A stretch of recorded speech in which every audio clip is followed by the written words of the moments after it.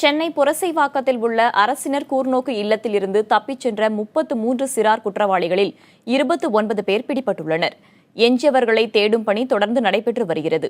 சிறார் கூர்நோக்கு இல்லத்திலிருந்து தப்பிச் சென்ற சிறார்களில் பிடிபட்டவர்கள் மீண்டும் அடைக்கப்பட்ட நிலையில் அவர்களுக்கு கவுன்சிலிங் வழங்கப்படும் என்று கூர்நோக்கு இல்லத்தின் கண்காணிப்பாளர் தெரிவித்திருக்கிறார்.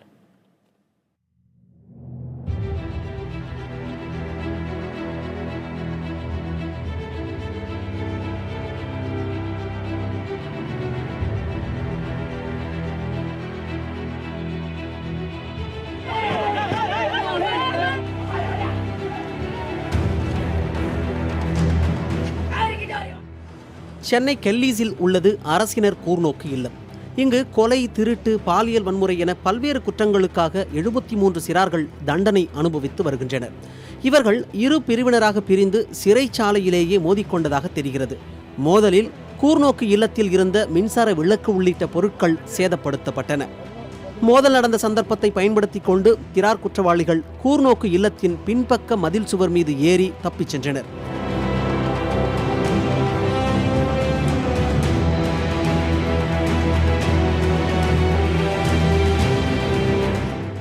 மோதலில் காயமடைந்த 10 சிறாருக்கு சிகிச்சை அளிக்கப்பட்டது. அதாவது இங்கே பார்த்தீங்கன்னா நான் முதல்ல உள்ள அட்மிட் பண்ண பார்த்து உள்ள இன்னைக்கு பெயில் இது பண்ணுறானா ரிமாண்ட் பண்ணுறானா அன்றைக்கி என்ன பண்ணுனா அவனை ஒரு சைக்காலஜிஸ்ட் ஃபஸ்ட்டு டெஸ்ட் பண்ணணும். என்ன மனநிலையில் இருக்கிறான், இல்லை இந்த பையன் இன்னோசென்ட்டாக இருக்கிறான், சாதாரண பையனா அவனை ஒரு கிளாஸ் பண்ணி விட்டுணும். இல்லை இவன் ஒரு விக்ரஸாக இருக்கிறான், ரொம்ப இதுவாக இருக்கிறான், அவனை ஒரு தனியாக பண்ணணும்.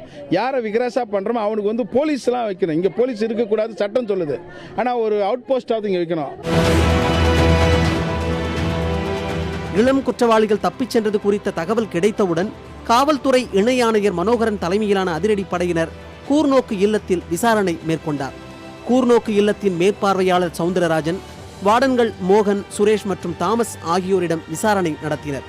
அதைத் தொடர்ந்து சமூக நலத்துறை அதிகாரிகள், எழும்பூர் குற்றவியல் நீதிமன்ற நீதிபதி ஆகியோரும் சம்பவ இடத்தில் ஆய்வு செய்தனர். இதற்கிடையே சிறார்கள் தப்பியது குறித்த தகவல் அறிந்த அவர்களின் பெற்றோர் கூர்நோக்கு இல்லத்தின் முன்பு குவிந்து அதிகாரிகளுடன் வாக்குவாதத்தில் ஈடுபட்டனர்.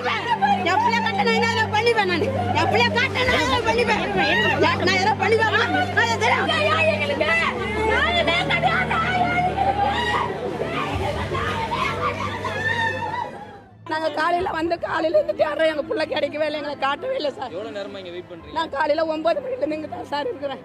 சுற்றி ஓட நான் என் கண்ணில் என் குழந்தை காட்டிட்டு கூட மறைச்சிட்டா கூட பரவாயில்ல சார்.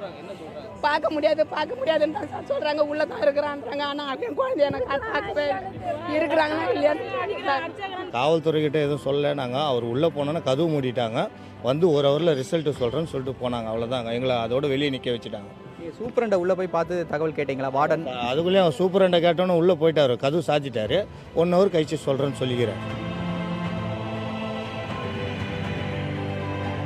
காவல்துறையின் தேடுதலை அடுத்து தப்பிச் சென்ற இளம் குற்றவாளிகளில் 29 பேர் பிடிபட்டனர்.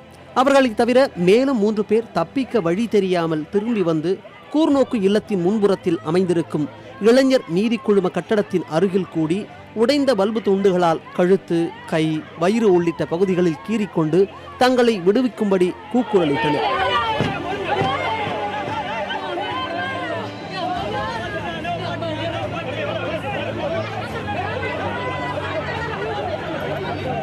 காவல்துறையினரும் பெற்றோரும் குறுக்கிட்டு அவர்களை பிடித்து ஆம்புலன்ஸ் மூலம் சிகிச்சைக்கு அனுப்பி வைத்தனர்.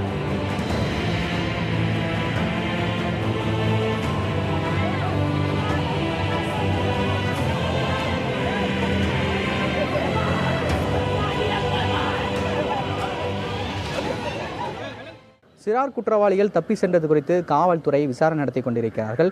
இனிமேல் இதுபோன்ற சம்பவங்கள் நடைபெறாமல் இருப்பதற்காக சமூக பாதுகாப்புத்துறை அதிகாரிகளும் காவல்துறையும் இணைந்து பாதுகாப்பு நடவடிக்கைகள் என்னென்ன எடுக்க வேண்டும் என்பது தொடர்பாக ஆலோசனை நடத்தியிருக்கிறார்கள். புதிய தலைமுறைக்காக ஒளிப்பதிவாளர் சிவராஜுடன் சுப்பிரமணியன்.